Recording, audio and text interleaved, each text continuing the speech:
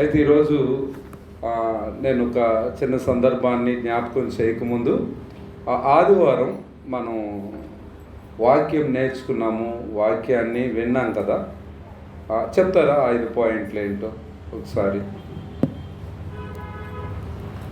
చెప్తారా? చెప్పాలి. శక్తిగల సంఘం, ఇంకా ఎన్నుకొనబడిన సంఘం, మాదిరికరమైన సంఘం, విస్తరించిన సంఘం, సిద్ధపడిన సంఘం. ఇవన్నీ మన సంఘంలో ఉండాలని ప్రభు మాట్లాడాడు. అయితే ఈరోజు నేను కూడా అదే తెస్సలోనిక పత్రికలో నుండి ఈ 5 అంశాల్లో ఒక్క మాటని మీకు జ్ఞాపకం చేయటానికి ఇష్టపడుతున్నాను. తెస్సలోనిక సంఘం మాదిరికరమైన సంఘం. ఏంటండి? మాదిరికరమైన సంఘం. అసలు సంఘము అనగానే మనకు గుర్తు రావాల్సిందేంటి? సంఘము దేవునిది.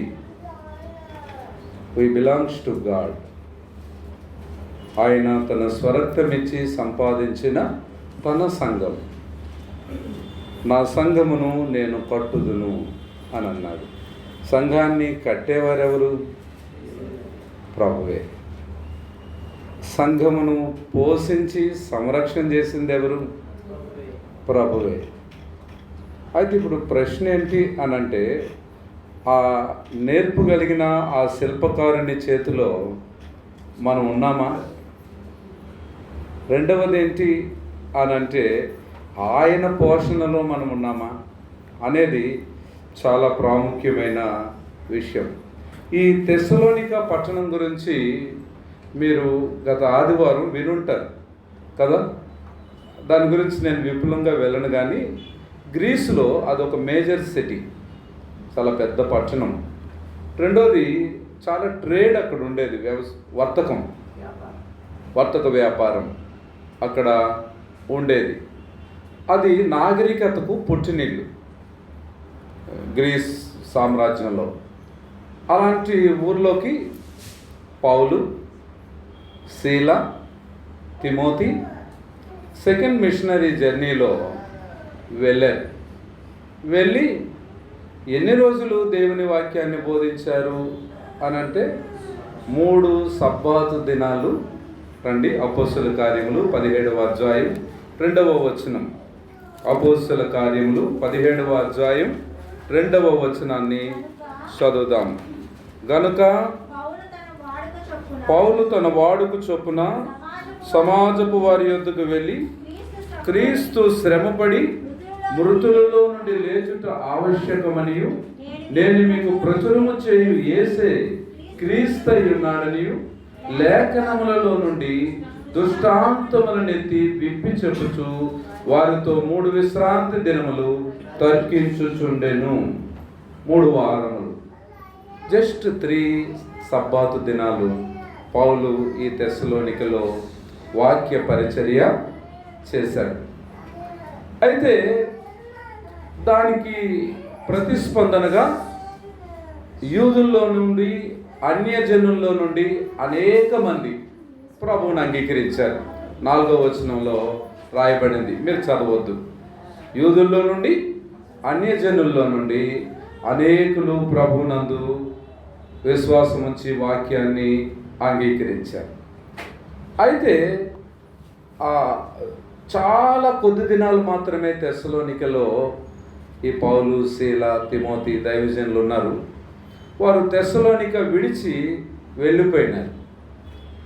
ఈ తెస్సలోనిక సంఘానికి మనం ఇంకొక పేరు పెడితే క్రొత్తగా జన్మించిన సంఘం కదండి. ఆ తెస్సలోనిక సంఘం యొక్క వయసు జస్ట్ 3 వీక్స్, 3 వారాలు. అయితే ఇప్పుడు పౌలు వెళ్ళిపోయినాడు, కానీ ఆయన మనసంతా తెస్సలోనికలో ఉన్న విశ్వాసుల మీద, నూతనంగా రక్షింపబడిన వారి మీద, ఆత్మీయ జీవితంలో ఇంకా పసిపిల్లలుగా ఉన్న తెస్సలోనిక సంఘం మీదే పౌలు యొక్క మనస్సు ఉంది, పౌలు యొక్క దృష్టి ఉంది. ఏంటి ఆ దృష్టి అంటే, ఇది కొత్తగా జన్మించిన సంఘం, వారిని ఎవరు నడిపిస్తారు, వారికి ఎవరు బోధిస్తారు, వారి దగ్గర ఈ 66 పుస్తకాలు కలిగిన బైబిల్ లేదు కదా, కేవలం పాత నిబంధన మాత్రమే ఉంది కదా, ఇంతకీ ఈ సంఘం ఉనికిలో ఉందా, లేకపోతే అది ఏమైపోయి ఉంటుంది అనే ఆలోచన, చింత పౌలుని వెంటాడుతూ ఉంది. ఆ కారణాన ఆ తెస్సలోనికలో 3 వారాల పరిచర్య మూలంగా రక్షింపబడిన ఆ సంఘమును గూర్చిన సమాచారం తెలుసుకోవటానికి పౌలు తిమోతిని తెస్సలోనిక సంఘానికి పంపించాడు. వాడు తెస్సలోనిక 3:5 తెస్సలోనిక రాసిన పత్రిక 3వ అధ్యాయము.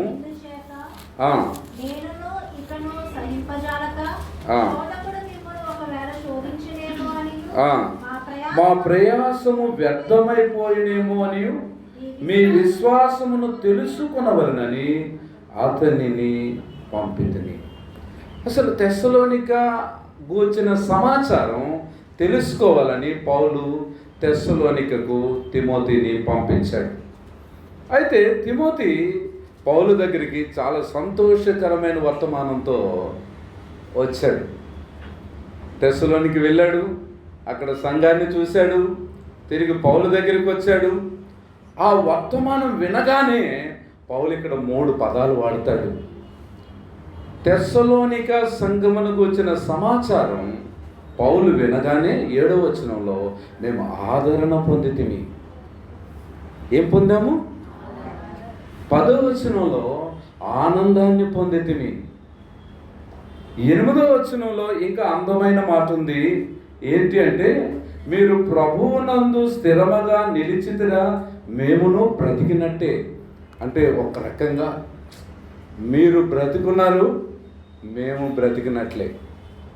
అంటే ఒక సంఘము యొక్క ఆరోగ్యము, సేవకుని యొక్క ఆరోగ్యము ఎలాగ మిళితమై ఉంటాయి అనేది నేను ఈ వాక్యం ద్వారా బోధించబడ్డాను.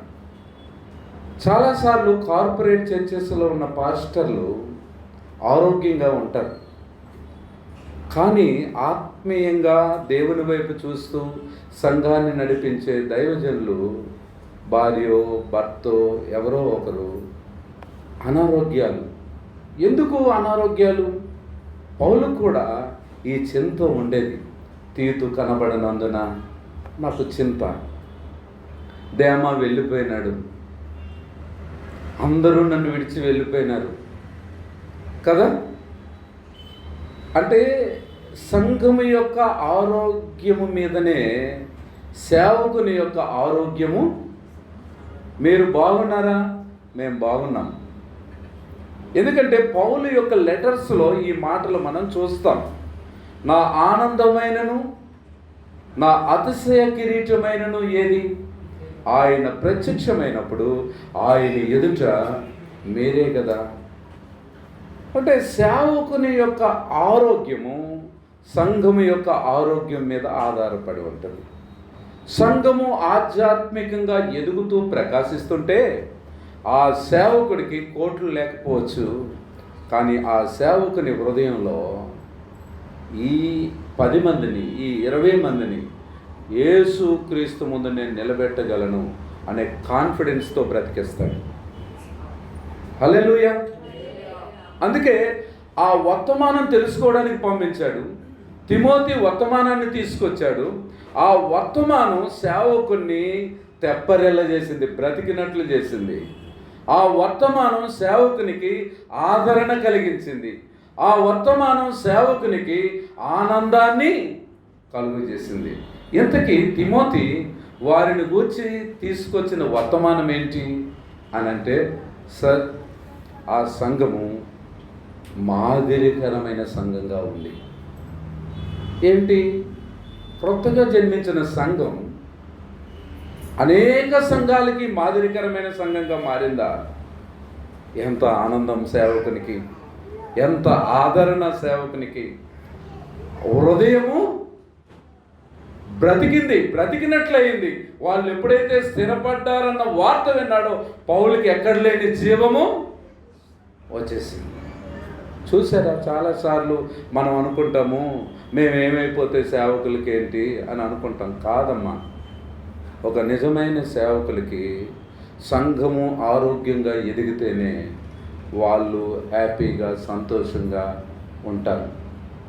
ఈరోజు ఏంటి ఈ తెస్సలోనిక సంఘము మిగతా సంఘాలకి మాదిరికరంగా ఏ విషయాల్లో ఉంది అనంటే నేను ఒక 3 విషయాలు మీ గమనానికి తీసుకొస్తాను. రండి, తెస్సలోనికి రాసిన పత్రిక 1వ అధ్యాయం 2-3 వచనములను చదువుకుందాం. విశ్వాసముతో కూడిన మీ పనిని, ప్రేమతో కూడిన మీ ప్రయాసమును మన ప్రభువైన యేసుక్రీస్తు నందలి నిరీక్షణతో కూడిన మీ ఓర్పును నేను జ్ఞాపకం చేసుకుంటున్నాను. నేను ఎల్లప్పుడూ దేవునికి కృతజ్ఞతాస్తుతులు చెల్లిస్తా ఉన్నాను. ఒక 3 విషయాలు ఆ సంఘంలో ఉన్నాయంట. వాటిని జ్ఞాపకం చేసుకుని, దేవా తెస్సలోనిక సంఘాన్ని బట్టి నీకు వందనాలు నాయనని పౌలు దేవునికి కృతజ్ఞతాస్తుతులు చెల్లిస్తా ఉన్నాడు. సంఘములో ప్రతి విశ్వాసి వేసుకోవాల్సిన ప్రశ్న ఏంటంటే, నన్ను బట్టి దైవజనుడు దేవునికి కృతజ్ఞతాస్తుతులు చెల్లించగలిగే స్థాయి నాకుందా? ఆయన్ని సంతాపాన్ని కలిగిస్తున్నామా? ఆయనకి సంతోషాన్ని కలిగిస్తున్నామా? మనం ఆత్మీయంగా ఎదిగితే ఆయనకి సంతోషం. మనం ఆత్మీయ జీవితంలో పడిపోతుంటే దైవజనుడికి ఎంతో దుఃఖము కలుగుతుంది. అయితే ఇక్కడ 3 విషయాలు చాలా అందంగా ఉన్నాయండి. ఏంటి ఆ 3 విషయాలు అనంటే, విశ్వాసముతో కూడిన మీ పని. ఏంటండి? విశ్వాసముతో కూడిన. ఈరోజు నేను చాలా గంభీరంగా చెప్పాలనుకోలేదు, కానీ ప్రభు నాతో మాట్లాడిన మాటలు మీతో నేను పంచుకుంటాను. విశ్వాసముతో కూడిన మీ పని మొదటిది. రెండోది, ప్రేమతో కూడిన మీ ప్రయాసము. చూడండి, అన్నీ ఎలా ఉన్నాయి? ప్రేమ, విశ్వాసం అలా లేదు. విశ్వాసముతో కూడిన మీ పనిని, ప్రేమతో కూడిన మీ ప్రయాసమును, నిరీక్షణతో కూడిన మీ ఓర్పు. వీటిని బట్టి పౌలు దేవునికి కృతజ్ఞతాస్తుతులు చెల్లిస్తా ఉన్నాడు. ఏం సంఘం అండి! కేవలం 3 వారాలు ఆయన ప్రయాసపడ్డాడు. ఆ సంఘము ఎంత అద్భుతమైన, అమోఘమైన, మాదిరికరమైన, మహిమకరమైన, దైవజనునికి సంతోషాన్ని తీసుకొచ్చి దేవుణ్ణి ఆ సంఘాన్ని బట్టి ఆరాధించగలిగే స్థాయిలోకి ఆ సంఘం ఎదిగారండి. ఇక్కడ నేను మొదటి మాట చెప్తాను.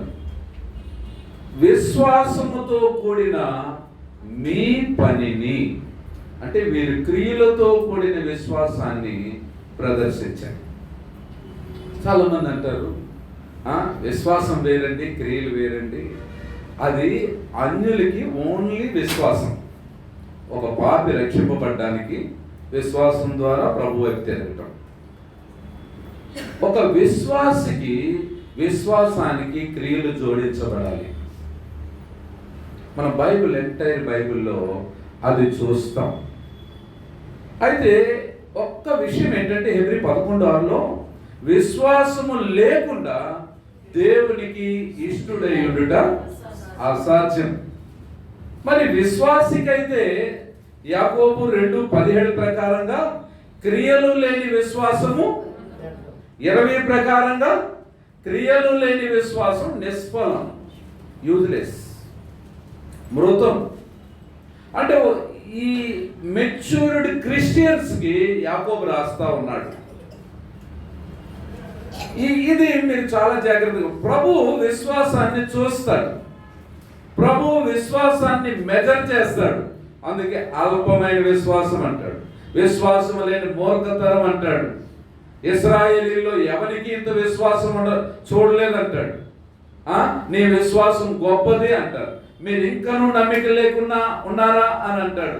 అంటే గాడ్ మెజర్స్, దేవుడు ఏం చేస్తాడు? విశ్వాసాన్ని కొలుస్తాడు కదా. ఇక్కడ వారి విశ్వాసమును చూచి, మత్తయి 9:2 ఎవరి విశ్వాసం? ఆ పక్షవాయువు కలిగిన వాడి విశ్వాసం కాదు. యేసు ప్రభు ఆ లోపలికి వెళ్ళడానికి ఖాళీ లేదు.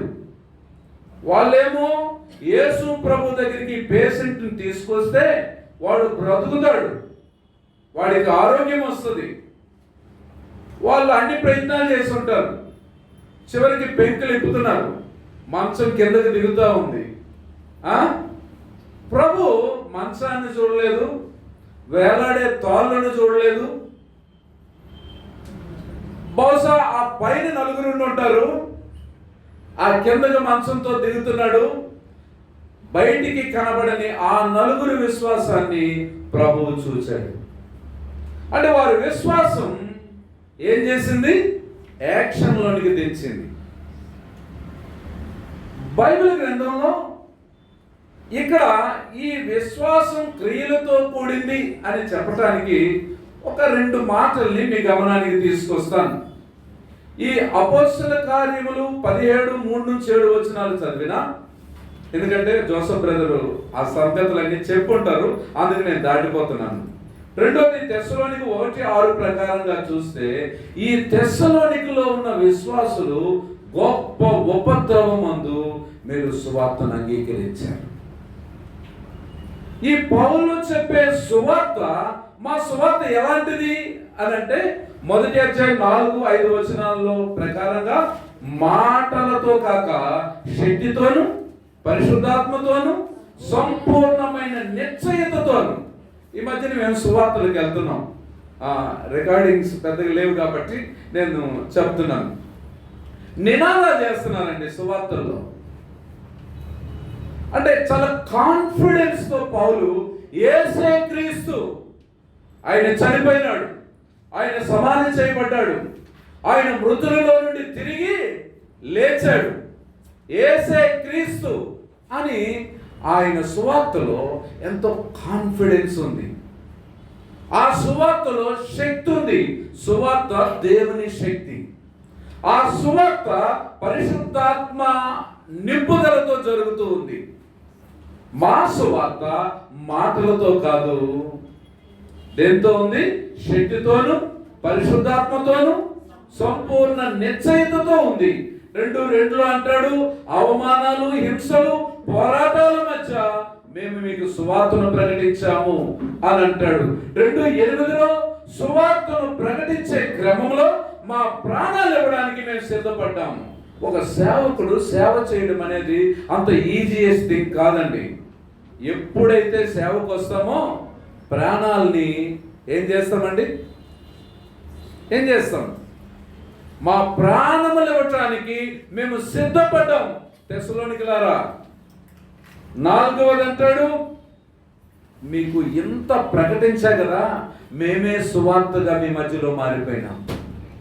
సువార్త పరిశుద్ధాత్మ శక్తితో వెళ్తుంది, దేవుని శక్తితో వెళ్తుంది, కాన్ఫిడెన్షియల్గా వెళ్తుంది. సువార్త మరణం ఎదురవుతున్నా, పోరాటాల మధ్యలో, హింసల మధ్యలో తెస్సలోనికలో సువార్తను ప్రకటించాము, మా ప్రాణాలను ఇవ్వడానికి తెగించాము, మేమే మీ మధ్యలో నడిచే పరిశుద్ధ గ్రంథాలుగా మారిపోయినాం అని పౌలు చెప్తున్నాడు. మరి దాని ఫలితంగా ఈ తెస్సలోనిక వాళ్ళ గురించి ఈ సువార్త ఫలితం ఏంటి? రండి, 1 అధ్యాయం 9వ వచనం. మీ వద్ద మాకెట్టి ప్రవేశము కలిగెను, అక్కడ జనులు మమ్మను గూర్చి తెలియజెప్పుచున్నారు. మరియు మీరు విగ్రహములను విడిచిపెట్టి జీవము గలవాడును సత్యవంతుడునకు దేవునికి దాసులగుటకు దేవుడు మృతులలో నుండి లేపిన యేసు అనగా రాబో ఉగ్రత నుండి మనల్ని తప్పించుచున్న ఆయన కుమారుడైన యేసు పరలోకము నుండి వచ్చునని ఎదురు చూచుటకును మీరెలాగూ దేవుని వైపుకు తిరిగితిరో ఆ సంగతి వారే మాకు తెలియజేసిరి. అంటే వీరు విగ్రహాలను విడిచిపెట్టి దేవుని వైపు తిరిగారు అని ఏ సొసైటీలో వాళ్ళు ఉన్నారో ఆ ప్రజల నుంచి, అంటే తిమోతి బహుశా అక్కడ ఒక సర్వే చేసి ఒక నివేదిక తయారు చేసి అన్యజనుల యొక్క రిపోర్ట్ను కూడా తీసుకొని పౌలుకి అందించాడు. ఏమని అందించాడంటే, అక్కడ ప్రజలు చెప్తున్నారు, ఈ సువార్త విన్నారు, సువార్తను గ్రహించారు, వాళ్ళు విగ్రహాలను విడిచిపెట్టేశారు, వాళ్ళు జీవము గల దేవుని వైపు తిరిగారు. ఇప్పుడు నేను మీకు ఒక ప్రశ్న వేస్తున్నాను, మీరు మారు మనసు పొందితిరా? రెండవ ప్రశ్న, బైబిల్లో పాపుల మారు మనస్సు గురించి ఎక్కువ పర్యాయాలు రాయబడిందా, పరిశుద్ధుల యొక్క మారు మనస్సు గురించి ఎక్కువ పర్యాయాలు రాయబడిందా? మూడవ ప్రశ్న, మారు మనస్సు అనే పదం, పర్యాయ పదాలు మొత్తం బైబిల్లో ఎన్ని పర్యాయాలు రాయబడింది? 1050 పర్యాయాలు రాయబడింది. మీరు దేవుని వైపు తిరగండి అని దాదాపు 120 సార్లు కంటే ఎక్కువ రాయబడింది. బైబిల్ గ్రంథంలో మోసే నుంచి మలాకీ వరకు వాళ్ళ బోధల్ని మనం పరిశీలన చేస్తే దేవుని వైపు తిరగండి అని బోధించారు. బైబిల్లో చివరి ప్రవక్త అయిన యోహాను దేవుని రాజ్యము సమీపించి ఉన్నది, మారు మనసు పొంది సువార్తను నమ్మండి అని బోధించాడు. యోహాను చెరపట్టబడిన తరువాత యేసు ప్రభు పరలోక రాజ్యము సమీపించి ఉన్నది, మా కాలము సంపూర్ణమైనది, మారు మనసు పొంది సువార్తను నమ్మండి అని ప్రభు బోధించాడు. యేసు ప్రభు శిష్యులకి అధికారం ఇచ్చి దెయ్యాల మీద, రోగాల మీద అధికారం ఇచ్చి పంపించినప్పుడు వాళ్ళు మారు మనసు పొంది సువార్తను నమ్మండి అని బోధించారు. అపోస్తలుడైన పౌలు అదే బోధించాడు, పేతురు అదే బోధించాడు. ఈరోజు రిలే రేస్ అని ఒక ఒలింపిక్స్లో ఒక ఆట ఉంటుంది. ఏంటంటే ఒక 5 లైన్స్ ఉంటాయి. ఇప్పుడు నా దగ్గర నుంచి స్టిక్ నా ఎదురుగా అక్కున్నారు, ఆమె నుంచి ఆ మమ్మీ, ఆ తర్వాత ఎవరి స్టిక్ అయితే ఆ చివరికి చేరుతుందో వాళ్ళు గెలిచినట్లు. ఒకడేమో చాలా స్పీడ్గా పరిగెడుతున్నాడు, స్టిక్ ఏమో కింద పడేశాడు, అందరికంటే వేగంగా వెళ్ళాడు, ప్రైజ్ వస్తుందా? రాదు. మరి లైన్లోనే పరిగెత్తాను కదండి. అంటే నువ్వు కాదు, నీ స్టిక్ చేరాలి. ఈరోజు క్రైస్తవ బోధల్లో మారు మనసు అనే స్టిక్ పడేశారు. అసలు బైబిల్ బోధించే బోధ ఏంటి అని అంటే, మారు మనసు పొంది సువార్తను నమ్మండి, రిపెంట్ దెన్ బిలీవ్. ఈ రోజుల్లో ఎక్కడ చూసినా నమ్మండి నమ్మండి నమ్మండి నమ్మండి నమ్మండి.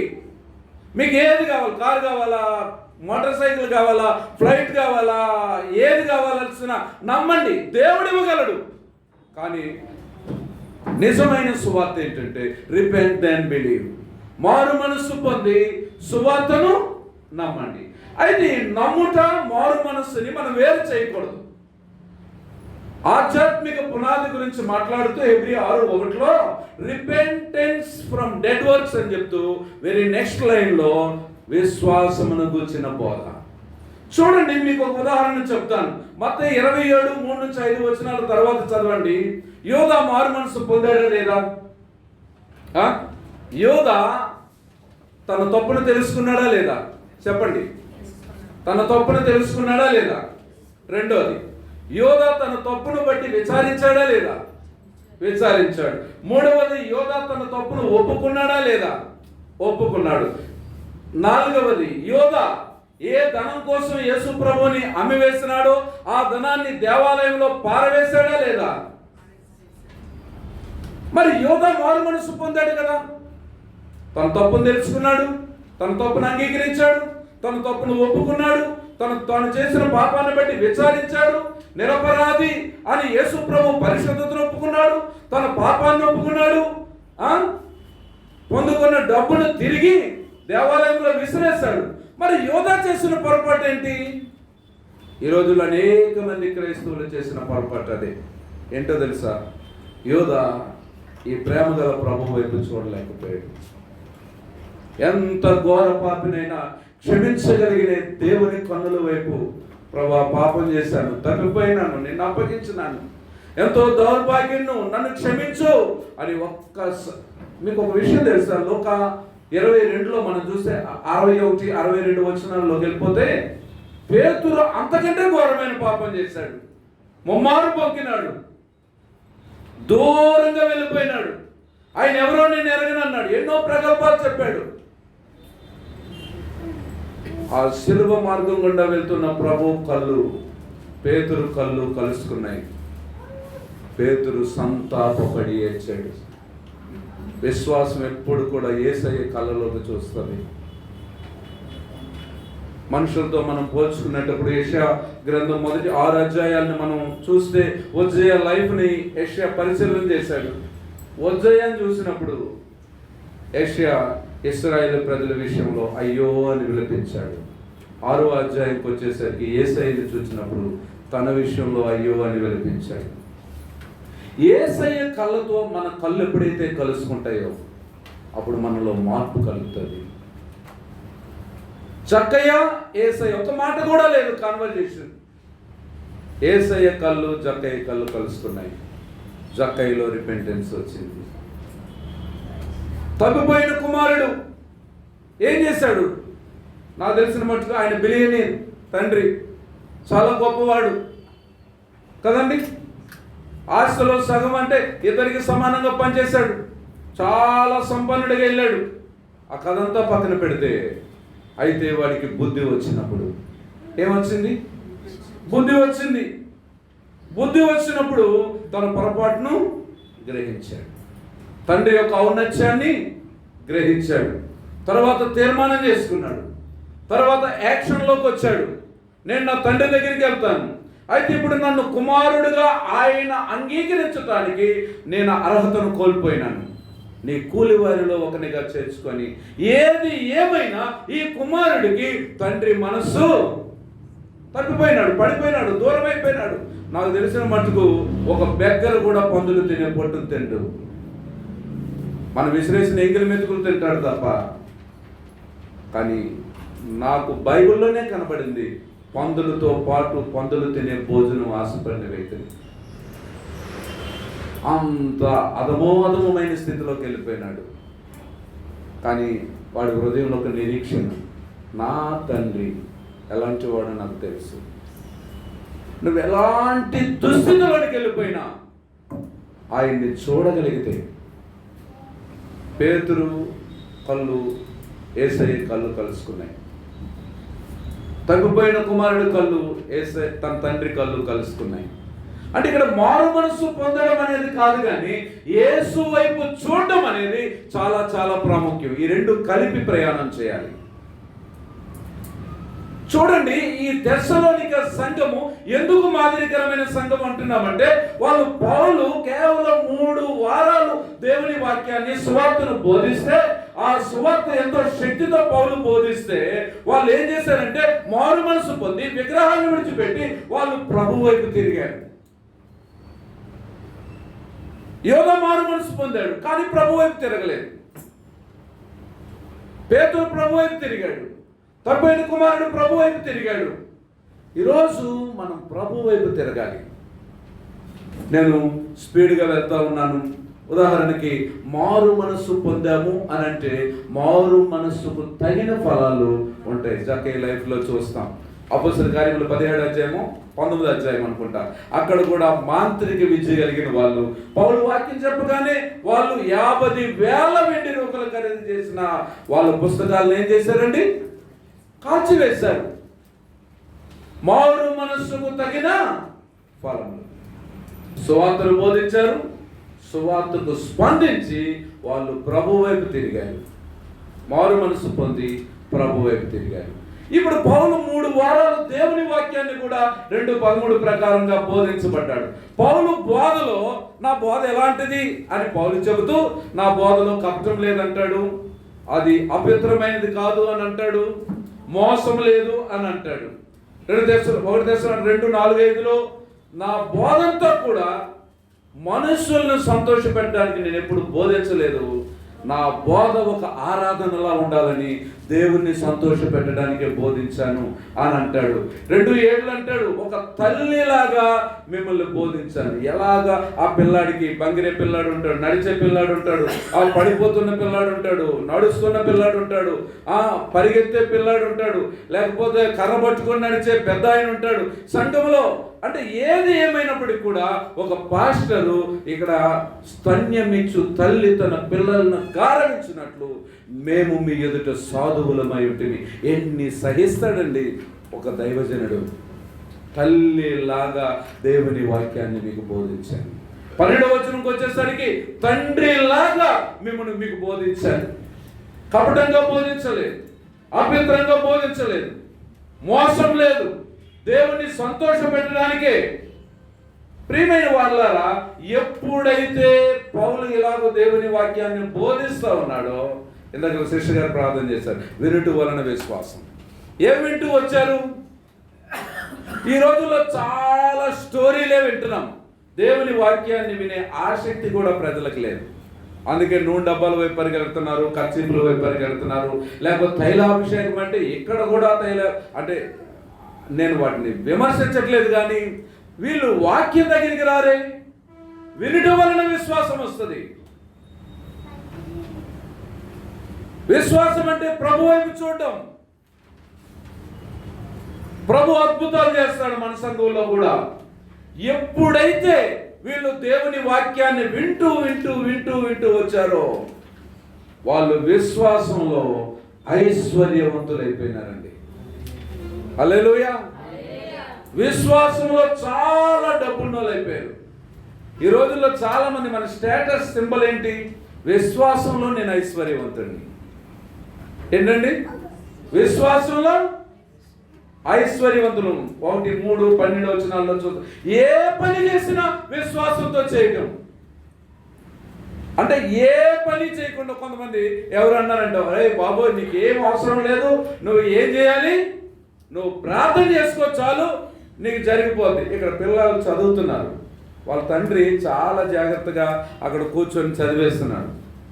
అసలు నాకు ఎప్పుడూ అవకాశం రాలేదండి నా పిల్లల్ని చదివించే అవకాశం. ఎందుకంటే దేవుని పిల్లలు ఎవరికి బాగోకపోతే మా పిల్లల్ని, కుటుంబాలని, వాళ్ళ భోజనాలను కూడా వదిలేసి వెళ్ళిపోతాం. సేవకుల యొక్క మనసు. పాస్టర్ గారు ఎన్నిసార్లు వాళ్ళ పిల్లల గురించి అలా వదిలేసి వచ్చేసి ఉంటాడు. ప్రియమైన వాళ్ళారా, ఒకడు అన్నాడంట, ప్రభు అడగండి రా ఇచ్చేస్తాడని. అంటే ఆయన ఇస్తాడు. వీడు వెళ్ళి అరణ్యంలోకి వెళ్ళిపోయి ప్రభువా ఇవ్వు, ప్రభువా ఇవ్వు, ప్రభువా ఇవ్వు, ప్రభువా ఇవ్వు అని ప్రార్థన చేస్తున్నాడట. లాస్ట్కి గగనతలంలో 2 కాకులు దెబ్బలాడుకొని ఒక ఎముక పడేసాయట. అవి వీడు ప్రార్థన చేస్తుంటే వీడి చేతిలో ఎముక పడిందట. 3 రోజుల నుంచి గోల పెడుతుంటే ఏమొచ్చింది? కాదమ్మా, నువ్వు చేయాల్సింది నువ్వు చేయాలి. విశ్వాసం క్రియలతో కూడిందై ఉండాలి. నువ్వు చదవద్దు, ఫస్ట్ క్లాస్ వచ్చేస్తుంది. మా చర్చిలో అమ్మాయికి డిఎస్సిలో జిల్లా ఫస్ట్ వచ్చింది. అమ్మాయి విశ్వాసంతో ప్రతిరోజు చదివేది, గంటల గంటలు చదివేది, దేవుని మందిరంలోకి వచ్చి కన్నీరు కార్చేది. అర్థమవుతుందా? మనం చేయాల్సిన పని మనం చేయాలి. అర్థమైందా? రాయిని పొరలించండి. ప్రభువా చచ్చిపోయిన లాజరుని లేపినాడు, రాయిని తీయలేవా? కానీ నువ్వు సోమరిగా ఉండొద్దు. ఈ తెస్సలోనిక పత్రికలో పౌలు సోమరతనాన్ని గద్దిస్తాడు. అసలు పని చేయకుండా భోజనం చేయొద్దని ఆజ్ఞాపిస్తాడు. రాయిని పొరలించండి. రాయిని పొరలించడం నీ పని, చనిపోయిన లాజరుని లేపడం ఆయన పని. నువ్వు చేయగలిగింది నువ్వు చేయాలి, నువ్వు చేయలేనిది నీ దేవుడు చేస్తాడు. హల్లెలూయా. ఇది మనకు బాగా తెలుసు. ఆ రాతి బాణలు నీళ్లతో నింపండి, నీటిని ద్రాక్షారసంగా నువ్వు చేయలేవు. నువ్వు చేయగలిగింది నువ్వు చేయి, నువ్వు చేయలేంది. అలాగే విశ్వాసంతో మీరు ఏ ప్రయత్నం అవ్వండి, వ్యాపారం, చదువు, ఉద్యోగ ప్రయత్నం, కాలేజు, లేకపోతే మీరు ఏ ప్రయత్నమైనా విశ్వాసంతో చేయండి. విశ్వాసంతో చేయండి. ఎందుకంటే విశ్వాసాన్ని ఆయన మెజర్ చేస్తాడు. హల్లెలూయా. సువార్తను విన్నారు, మారు మనసు పొంది ప్రభు వైపు తిరిగారు. వాక్యాన్ని విన్నారు, విశ్వాసములో ఐశ్వర్యవంతులు. అంటే ఈ సంఘము మాదిరికరమైనది. ఎందుకంటే క్రియలతో, విశ్వాసముతో కూడిన మీ పని. వాళ్ళు పని చేస్తూ ఉన్నారు. ఎలా పని చేస్తున్నారు? విశ్వాసంతో పని చేస్తున్నారు. నా దేవుడు నా కోసం ప్రాణం పెట్టాడు, నా ప్రయత్నం నేను చేస్తాను, ఆయనకు అప్పగిస్తాను. నా కొరకు ప్రాణం పెట్టిన దేవుడు ఏదైనా చేయగలడు. ఇది విశ్వాసం. మనం చేయాల్సింది మనం చేయకుండా దేవా దయచేయి, దేవా దయచేయి, అది కాదు. అర్థమవుతుందా? క్రియలతో కూడిన ఏంటండి? మీ పనిని. రెండోది, నేను ముందుకు వెళ్తున్నాను, ప్రేమతో కూడిన మీ ప్రయాస. ఏంటండి? తెస్సలోనిక సంఘము మాదిరికరమైన సంఘం. దైవజనుడికి ఆనందాన్ని ఇచ్చింది, దైవజనుడికి ఆదరణ ఇచ్చింది, దైవజనుడి హృదయం బ్రతికేటట్లు చేసింది. ఏంటంటే వాళ్ళు విశ్వాసముతో పని చేస్తా ఉన్నారు. ఏంటండి? విశ్వాసముతో. రెండోది, ప్రేమతో కూడిన మీ ప్రయాస కదండి. ఈ సంఘము ప్రేమించే సంఘం. ఏ సంఘం అండి? నేను చాలా ఉదాహరణలు చెప్పట్లేదు. ప్రేమించే సంఘం. వీరి ప్రేమకు ఒక 4 ఉదాహరణలు ఈ పత్రికలో నుండే చదువుదామా రండి. 1 తెస్సలోనిక 1వ అధ్యాయం 7-8 వచనాలు. కాబట్టి మాసిదోనియాలోను అకయలోను విశ్వాసులందరికీ మాదిరి ఎదిరి. అసలు మాసిదోనియా సంఘమే మాదిరికరమైన సంఘం అనుకుంటే, మాసిదోనియాలోను అకయలోను విశ్వాసులందరికీ మాదిరి ఎదిరి. ఎందుకనగా మీ యొద్ద నుండి ప్రభు వాక్యము మాసిదోనియాలోను అకయలోను మ్రోగెను. అక్కడ మాత్రమే కాక ప్రతి స్థలమందును దేవుని ఎడల ఉన్న మీ విశ్వాసము వెల్లడి ఆయను. కనుక మేమేమి చెప్పవలసిన ఏం మాటలండి ఇవి? మీ సంఘం గురించి దైవజనుడు అలా చెప్పగలుగుతాడా? నేను సంతోషించాను ప్రార్థన చేస్తుంటే, ప్రభా న్యూ బ్రాంచ్. అర్థమవుతుందా? సువార్త అంటే వీళ్ళకి పిచ్చి ప్రేమ. ఎవరికి? ఎందుకంటే ఈ సంఘములో నుండి ప్రతి చోటికి మీ యొద్ద నుండి వెళ్ళింది. ఆ మాటలే కదండి. మ్రోగెను, అకయ, మాసిదోనియా, ప్రతి స్థలంలో దేవుని సువార్త ఏమైంది? ఇంకా మనం యాడ్ చేస్తే మారు మ్రోగిపోయిందట. ఎవరండి వీధుల్లో తిరిగారంటే సేవియర్ చర్చ్ వాళ్ళండి. ఎవరండి పెందుతులో సువార్త ప్రకటించారండి? సేవియర్ చర్చ్ వాళ్ళండి. ఎవరండి కొత్త వలస ప్రాంతంలో సువార్త? సేవియర్ చర్చ్ అండి. ఎవరండి అమెరికాలో? సేవియర్ చర్చ్ నుంచి ఒక విశ్వాసం వెళ్ళాడండి, అమెరికాలో కూడా సంఘం పెట్టాడండి. ప్రతి చోట మారు మ్రోగిపోతుంది. ఎవరి ద్వారా అంటే ఎంతగా ఈ సిలువను కూర్చున్న వర్తమానం, ఈ సంఘము కొత్తగా ఏర్పడిన సంఘము చుట్టుప్రక్కల ఉన్న వారిని ఏం చేస్తుంది? ఫ్రెండ్స్, మీకు ఒక విషయం తెలుసా? నేను ఎందుకు సువార్త ప్రకటించాలి? మనం ప్రతిదీ లేఖనానుసారంగా ఆలోచన చేస్తే సువార్త అనేది ఆప్షన్ కాదు విశ్వాసికి. It's a obligation. సువార్త అనేది చాయిస్ కాదు, ఇట్స్ ఏ కమాండ్మెంట్. సువార్త నేను ఎందుకు చేయాలి? తిమోతి పత్రిక చెప్తే పౌలు అంటాడు, మనుషులందరూ రక్షణ పొందవలెనని తండ్రి అయిన దేవుడు ఇచ్చయించుచున్నాడు. It is the will of the father. తండ్రి యొక్క ఇచ్చ, తండ్రి యొక్క కోరిక, తండ్రి యొక్క గుండె, నా కుమారుని యొక్క మరణం ప్రజల్లోకి తీసుకెళ్ళండి. అర్థమవుతుందా? ఇది తండ్రి అయిన దేవుడు. It is the will of the father. నేను ఎందుకు సువార్తను ప్రకటించాలి? తండ్రి అయిన దేవుని చిత్తం. రెండోది, శిష్యులకు మీకు నచ్చితే సువార్త చెప్పండి రా, లేకపోతే మానేయండి రా అని అన్నాడు ప్రభు. It is the commandment of the Lord Jesus Christ. యేసుక్రీస్తు వారి యొక్క ఆజ్ఞ, మీరు సర్వలోకానికి వెళ్ళి సర్వ సృష్టికి సువార్తను ప్రకటించండి. అపొస్తలుల కార్యములు 13వ అధ్యాయంలో పౌలు, శీల పౌలు బర్నబా దేవుని వాక్యాన్ని బోధిస్తుంటే, ప్రజలు వాక్యంలో ఎదుగుతుంటే, అది ఒక మాదిరికరమైన సంఘంగా మారిపోతే, ఒక రోజు పరిశుద్ధాత్మ దేవుడు వాళ్ళ మధ్యలోకి వచ్చి, నేను పౌలును బర్నబాను పిలిచిన పని కొరకు ప్రత్యేకపరచండి అంటే, ప్రభువా వాళ్ళు వెళ్ళిపోతే ఎలాగా? కాదు, వాళ్ళు ప్రకటించాల్సిందే. It is the burden of the Holy Spirit. సువార్త తండ్రి అయిన దేవుని చిత్తం, సువార్త ప్రభు అయిన యేసుక్రీస్తు వారి యొక్క ఆజ్ఞ, సువార్త పరిశుద్ధాత్మ దేవుని యొక్క గుండె చప్పుడు. మన కుమారుని మరణ వార్త, పునరుత్థాన వార్త మనం ప్రతి స్థలంలో ప్రకటించాలి. అంటే వీళ్ళు దేవుణ్ణి ప్రేమతో కూడిన మీ ప్రయాస, సువార్తకి ప్రేమ తోడవ్వాలండి. ప్రేమించినోడు ఎవరు ప్రకటించలేడు, ప్రేమించినోడు ప్రకటించకుండా ఉండలేడు. Do you love Jesus? ప్రభువుని ప్రేమిస్తున్నారా? మరి ప్రకటించకుండా ఎలా ఉండగలుగుతున్నారు? వీళ్ళకి ప్రేమతో కూడిన మీ ప్రయాస అన్నాను కదా. సువార్త అంటే ప్రేమ వీళ్ళకి. మనకి డాష్ రెండో ప్రేమ. 1 దశలోనికి 3:13 చెప్తాను. ప్రేమించుటలో అభివృద్ధి పొందుతున్నారట. ఏంటమ్మా?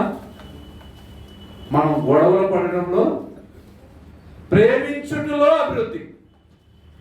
అంటే రోజు రోజుకి ఆ సంఘము దేనిలో పోటీ పడుతున్నారమ్మా? కొలసి 3:14 మనలను పరిపూర్ణులుగా చేసేది ప్రేమేనండి. నేను దీని గురించి ఎక్కువ విస్తరించను. ఎలాగూ ప్రేమిస్తున్నారంటే 1 దశలోనికి 4:9 చదవండి. సహోదర ప్రేమను గూర్చి మీకు వ్రాయనక్కర్లేదు. ఏంటండి పౌలు అంటున్నాడు, ఓ తెస్సలోనిక సంఘస్థులారా, సహోదర ప్రేమను గూర్చి మీకు వ్రాయనక్కర్లేదు, మీరు ఒకరినొకడు ప్రేమించుటకు దేవుని చేత ఏర్పరచబడితిరి. ఏంటండి? నేర్పబడితిరి. క్షమించండి, ఎంత మంచి మాట అండి. నేర్పబడితిరి అంటే బహుశా ఎవరు నేర్పుంటారు? దైవజనుడు నేర్పారు. ఒకరినొకరు ప్రేమించుకోండి అంటున్నాడు. సహోదర ప్రేమను గురించి అసలు మీకు వ్రాయాల్సిన అవసరం లేదు. ఎందుకంటే ఆల్రెడీ సహోదరులను మీరు ప్రేమిస్తూ ఉన్నారు. ఎవరిని ప్రేమిస్తున్నారు?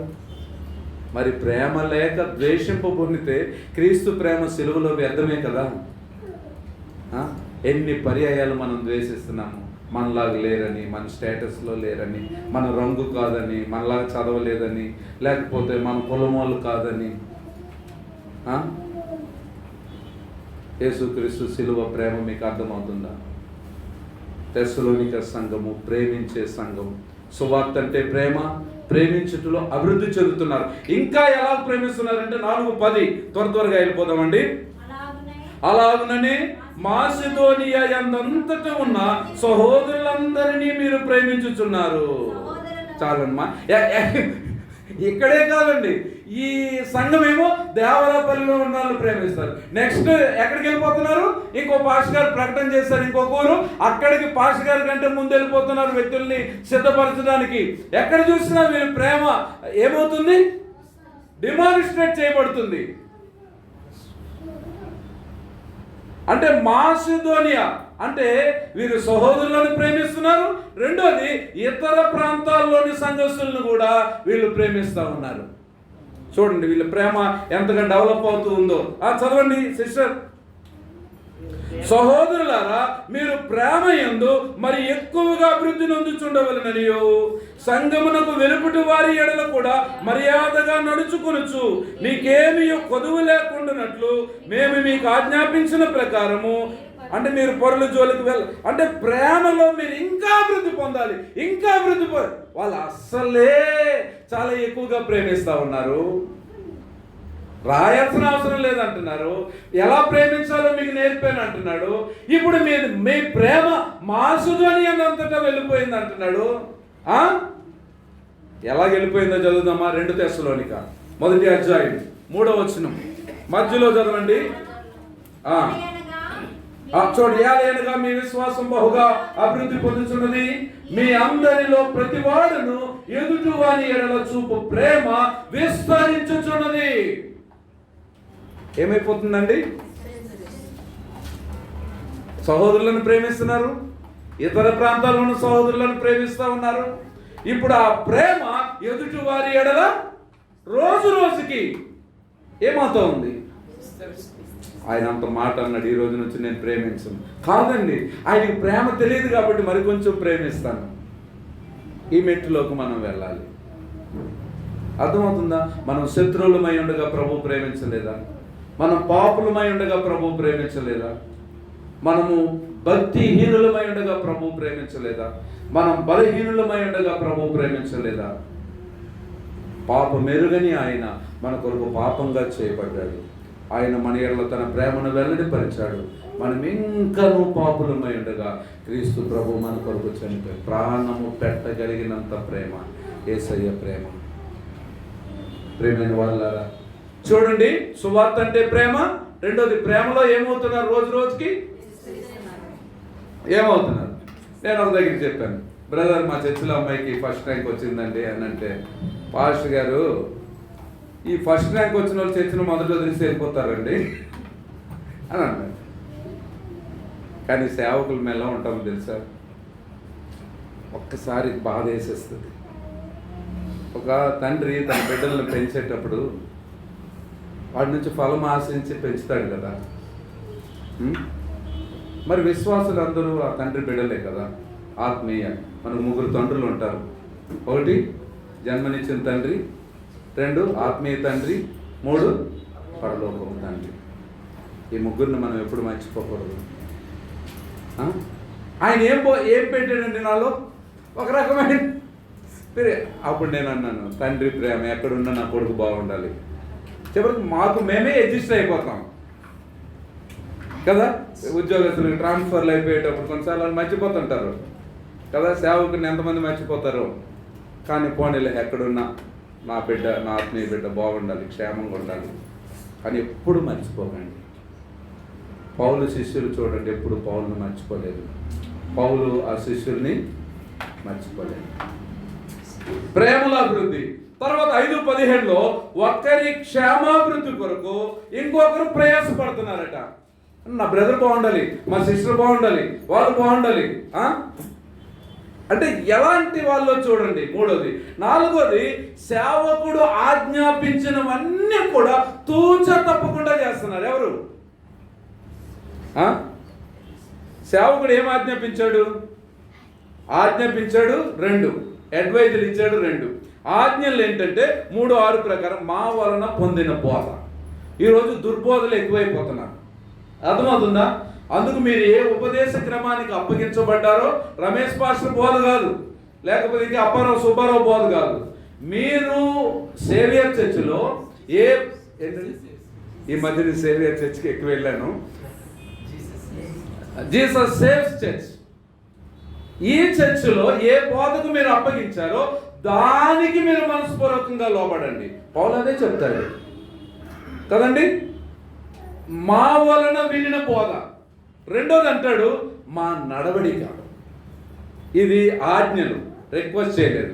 అడ్వైజెస్ ఏంటంటే పని చేసి భోజనం చేయండి. ఎవడైతే పని చేయలేదు అలాగని మీరు తిట్టేయకండి. వాడు పని చేసేటట్లు మీరేం చేయాలి? పాస్టర్ గారు ఎప్పుడు అదే చేస్తాడు. ఏంటంటే ఇది చేస్తే బాగుండు తమ్ముడు అంటే వాళ్ళకి జీవనోపాధులు రావడానికి పాస్టర్ గారి నుంచి నేను చాలా నేర్చుకున్నాను. అర్థమవుతుందా? అంటే సంఘములో విశ్వాసులకు పని లేదు అని అంటే మీరు అనుకోవచ్చు మా పని గురించి, మా బాధ గురించి పాస్టర్ గారికి ఏం తెలుసు అంటే, నిజంగా పాస్టర్ గారు రాత్రింబగళ్ళు మీరు సెటిల్ అయినంత వరకు బాధపడతాడు. ఎందుకంటే పౌలు అంటున్నాడు, బహుశా ఆ సంఘంలో సోమరులు ఎక్కువైపోయారేమో, పని చేయకుండా ఈ మధ్యన ఒక సేవకుడు అన్నాడు, సార్ మా చర్చిలో భోజనాలు పెడుతున్నామని ఈ ముసలోళ్ళందరూ ప్రతిరోజు రిటైర్డ్ పీపుల్ వచ్చేస్తున్నారండి, మా బడ్జెట్ అంతా ప్రార్థనా కూడికల కంటే ఈ రిటైర్డ్ పీపుల్కి భోజనాలు పెట్టడానికి టైం అయిపోతుంది అని అన్నాడు ఆయన. అలా కాదు, పని చేయటం నేర్చుకోవాలి. పని చేయకుండా భోజనం అడ్వైజ్ ఇచ్చాడు 3:10-12లో. తర్వాత అన్నాడు విసుగక మేలు చేయండి. విసుగక ఎన్నిసార్లు మేలు చేయాలి? నేను ఈ వాక్యాన్ని బోధిస్తున్నాను. ఓ సహోదరుడు నా దగ్గర 982 రూపాయలే ఉంది ఇక్కడికి వచ్చేటప్పుడు. ఆ బ్రదర్ చాలా అత్యవసరతలో ఉన్నాడు. ఆయన నన్ను తప్ప ఇంకెవరిని ఒప్పాడు. చాలా మంచి ఆయన. బ్రదర్ ఒక 15,000 కావాలి. నాకు తెలుసు, నేను అడిగితే ఎవరైనా ఇస్తారని. బ్రదర్, మరి ఈ వచనం ఇక్కడికి వస్తున్నాను నేను. మేలు చేయటి యందు విసుగపోవద్దు. చూడండి, ఈ సంఘము ప్రేమతో కూడిన మీ ప్రయాసం అని అంటే, ఈ సంఘము సువార్త అంటే ప్రేమించింది, ప్రేమించుట్లో అభివృద్ధి పొందారు. మూడవదిగా ఒకరి క్షేమాభివృద్ధి ఇంకొకరు కలుగు చేసుకుంటున్నారు. నాలుగవది సేవకుడు ఆజ్ఞాపించినదంతా చేస్తున్నారటండి. ఏది తూచదు. పాస్టర్ గారు అలాగే చెప్తారులే, పాస్టర్ గారు కాదు. ఎంత ప్రేమ కలిగిన సంఘం అండి. విశ్వాసముతో కూడిన మీ పని, ప్రేమతో కూడిన మీ ప్రయాసం. మూడోది నిరీక్షణతో కూడిన మీ ఓర్చుకుంటున్నారట ఈ సంఘం. దీని గురించి నేను ఎక్కువ చెప్పడానికి సమయం అయిపోతుంది కనుక ఒక మాటలో చెప్తాను.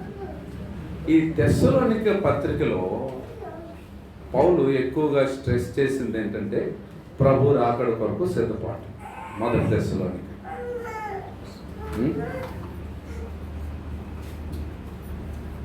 వాళ్ళు ఆ మహిమ కొరకు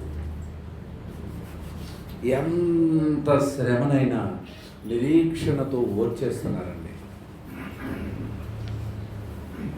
క్రైస్తవునికి శుభప్రదమైన నిరీక్షణ ఉంది. క్రైస్తవుడు ప్రభు రాకడ కొరకు ఎదురు చూస్తున్నాడు. ఆయన రాజ్యమునకు, ఆయనకు మహిమకు తగినట్లుగా జీవిస్తాడు. క్రైస్తవుడు శుభప్రదం, ఆయన రాకడ మాటలు ఎంత నిరీక్షణ ఇస్తాయండి. ఈరోజు ఆ బోధలు లేవు, ఆ ప్రసంగాలు లేవు. ఎక్కడ మీటింగులు చూసినా ఏంటండి, స్థానిక సంఘాల్లో స్వస్థతలు జరగవా? ఇక్కడ దేవుడు ఉండడా? నిరీక్షణ, ప్రభు రాకడ కొరకు నిరీక్షణతో ఏం చేస్తున్నారండి? సియోను గీతాల్లో ఒక పాట ఉంది, అన్నింటినీ సహించుచు ఆత్మనాదాయం చేసేది. నీ సాక్ష్యము ఏది, నీ బలి అర్పణ ఏది? ప్రభు యేసును అంగీకరించారు. ఆది అపోస్తలులు ఉపద్రవాల్లో, ఒత్తిడిలో అన్నింటినీ సహించుచు ఆత్మలాదాయము చేశారు. ఎందుకు నేను ఈ పని చేయాలి అని అంటే మన జీవితంలో కూడా ఒక నిరీక్షణ ఉంది. బైబిల్లో మనం ఆలోచన చేస్తే ప్రభు చాలా ఉపమానాలు ఉన్నాయి. నేను 2-3 మినిట్స్లో మీకు ముగిస్తాను. బల నమ్మకమైన మంచి దాసుగా ఏంటది? అవార్డా రివార్డా? నీతి కిరీటం, జీవ కిరీటం, ఆత్మలు సంపాదించే వారిగా ఆనంద కిరీటం, వాడబారని మహిమ కిరీటం, అతిశయ కిరీటం, కిరీటాలు, నక్షత్రాలు, ప్రశంస, నా తండ్రి రాజ్యంలో తేజరిల్లుట. ఎలాంటి వెల్కమింగ్ ఉంటుందంటే పౌలు అంటాడు, తిమోతి, నేను వెడలిపోయే కాలం సమీపించింది, ఇప్పుడే నేను పానార్పణంగా పోయబడుచున్నాను. ఎప్పుడు చచ్చిపోతానో తెలియదు. మరణం తన కళ్ళల్లోకి తొంగి చేస్తుంది. ఆ టైంలో తిమోతికి ఉత్తరాన్ని రాస్తూ, నేను కర్పునొద్ద అంగీని చర్మపు కాగితాలను ఉంచేశాను తిమోతి, వేగంగా తీసి. అక్కడ అంటాడు, ముఖ్యముగా చర్మపు కాగితం. ఒకవేళ నువ్వు అంగీని మర్చిపోయినా పర్వాలేదు, చర్మపు కాగితాలను మాత్రం తీసుకుంటా. మరి చెరసాలలో మరణానికి సమీపంగా ఉన్న పౌలు ఎప్పుడు చచ్చిపోతాడో తెలియదు, ఎప్పుడు చంపేస్తాడో తెలియదు. చావు కన్ఫర్మ్ అయింది, డెత్ కన్ఫర్మ్ అయింది. ఏ రోజు తెలీదు, వెయిటింగ్ లిస్టు. ఇప్పుడు ఏం తీసుకురమ్మంటున్నాడు? ముఖ్యముగా చర్మపు కాగితాలను తీసుకురా అంటున్నాడు. ఇప్పుడు పౌలన్నా ఈ టైంలో ఏదో నీ స్నేహితుల్ని, బంధువుల్ని చివరి మాటలు చెప్పడానికి 4 మనుషుల్ని తీసుకురమ్మంటావు కదా, నువ్వేంటి చర్మపు కాగితాలను తీసుకురమ్మంటావంటే? నాకు 2 కోరికలు ఉన్నాయి. ఒక కోరిక ఏంటి అని అంటే, ప్రభువా నువ్వెవరో నేను తెలుసుకోవాలనుకున్నాను. రెండో కోరిక ఏంటంటే నీ కొరకు నేను ఏం చేయాలో నాకు తెలుసుకోవాలనుకున్నాను. ఎప్పుడు అంటాడు పౌలు? రక్షింపబడిన రోజే అంటాడు. రక్షింపబడిన రోజే oh are you oh Lord, what shall I do Lord. ఈ రెండు తప్ప మిగతాదంతా పౌలుకి వేస్ట్, పెంట, నష్టము, సమస్తము నష్టము, డిగ్రీసు, క్వాలిఫికేషన్స్ అన్ని. ఇప్పుడు ఆయన ఎవరో తెలుసుకోవాలి, ఆయన కొరకు నేనేం చేయాలో, ఆయన ఎవరో తెలుసుకోవడానికి ఆయన్ని ప్రత్యక్షపరిచే ఏకైక పుస్తకం బైబిల్. పౌలు నీకు తెలుసా అని అంటే పౌలు అంటాడు కొంత మట్టుకు ఎరుగుతుంది. మరి ఏం చేస్తామనంటే ఇంకా ఎరగాలి. మరి పౌలు నువ్వు ఎక్కడ ఉన్నావంటే ఈ రెండింటికి మధ్యలో ఉన్నాను. అర్థమవుతుందా? యేసుప్రభు ఎవరో నీకు తెలుసు అంటే కొంత మట్టుకు తెలుసు. బాగా తెలుసు అంటే ఆయనను ఎరుగు నిమిత్తం ఇంకా తెలుసుకోవాలి. ఇప్పుడు ఎక్కడున్నావు? ఎక్కడ? క్రీస్తును తెలుసుకునే విద్యలో నేనున్నాను. మరి ఆ యేసు క్రీస్తు ఎంత మహిమ కలిగిన వాడో నేను ఎలా గ్రహించగలుగుతాను? ఈ పరిశుద్ధ గ్రంథాన్ని మోకాళ్ళ మీద చదువుడు ద్వారా. చెరసాలలో మరణానికి సమీపంగా ఉన్న పౌలుకి ఇంకా ఇంకా ఈ బైబిల్ చదవాలని తీవ్రత ఉంటే, తపనుంటే, ఆశ ఉంటే, ఆకాంక్ష ఉంటే నువ్వు ఇంత కంఫర్ట్ జోన్లో ఉంటున్నావు. ప్రతిరోజు బైబిల్ చదువుతున్నావా? రెండోది, ఆయన కొరకు నేనేం చేయగలను? ఆయన చివరి స్టేట్మెంట్, నేను చేయాల్సింది చేసేసాను, నా విశ్వాసాన్ని కాపాడుకున్నాను, నా పరుగును కడముట్టించాను, నా కొరకు నీతి కిరీటం. వాటి కాన్ఫిడెన్స్, ఎంత నిరీక్షణతో పౌలు నిద్రపోతున్నాడండి. ఈ క్షణమే ప్రభు వస్తే నువ్వెక్కడ? ఈ క్షణమే ప్రభు వస్తే నీ భర్తలు ఎక్కడ? ఈ క్షణమే ప్రభు వస్తే నీ పిల్లలు ఎక్కడ? ఈ క్షణమే ప్రభు వస్తే నీ భార్య ఎక్కడ? ఈ క్షణమే ప్రభు వస్తే నీ తల్లిదండ్రులు ఎక్కడ? పౌలు అంటున్నాడు, నేను వెడలిపోతున్నాను, నేను ఆయన అప్పగించిన పనిని నేను కంప్లీట్ చేశాను, అన్నింటినీ సహించాను, ఓర్చుకున్నాడు. ఆయన శ్రమలు పట్టిక చదివితే ఇక ముందు మన శ్రమలన్నీ అవి మహిమాయుక్తమైన నిరీక్షణకు కారణమయ్యాయి. పౌలు జీవితంలో నా శ్రమ అంతటికి మించిన ఆదరణ నాకు లభించబోతుంది, కిరీటం నాకు లభించబోతుంది. పేతురు అంటాడు, నీతి నివసించు స్థలంలో. పౌలు అంటాడు, నీతి గల న్యాయాధిపతి ఎవరికి ఇస్తాడు? నీతిమంతుడునైన నాకు. ఏమిస్తాడు? నీతి కిరీటం ఇస్తాడు. ఎవరి మధ్యలో? ఈ ప్రపంచంలో ఆది అపోస్తలులు మొదలుకొని, భక్సింగ్ గారు మొదలుకొని, బిల్లి గ్రహం గారు మొదలుకొని, మన తరంలో ఉన్నవారు, ఈ ప్రపంచంలో నీతిమంతులందరి సమక్షంలో ఆ నీతి గల న్యాయాధిపతి, నీతి నివసించు స్థలంలో, కోట్లాది మంది నీతిమంతుల మధ్యలో ఆయన నీతి కిరీటం తీసుకుని వచ్చి నా తల మీద పెట్టే వేళ అది పౌలు గురి. ప్రేమైన వాళ్ళ నిరీక్షణతో అన్నింటినీ ఎందుకు మనం సహించాలి? మనకు ఒక శుభప్రదమైన నిరీక్షణ ఉంది.